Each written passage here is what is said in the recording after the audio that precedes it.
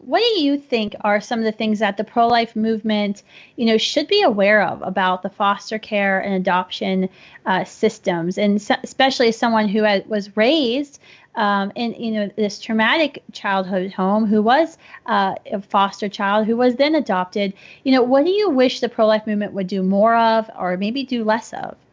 So I think in my case, what strengthened my own pro-life convictions was the fact that my foster care family was not just dedicated to me, but they were dedicated to my birth mother and to my siblings. And even when I went back home, they would bring like care packages to them of like hygiene items and food, even though they knew very well that those things would get destroyed, that those things would get damaged, that I might not even get them. But they were dedicated to our family as a whole.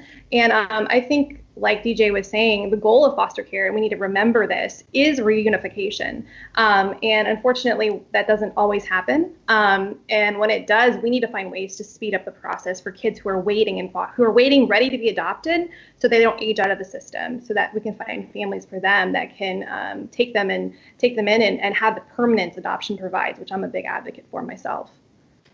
What do you think, as a child, who was raised in the system, what are ways, so if someone isn't ready or able to become a foster parent right now, what are ways you can get involved and help foster care children?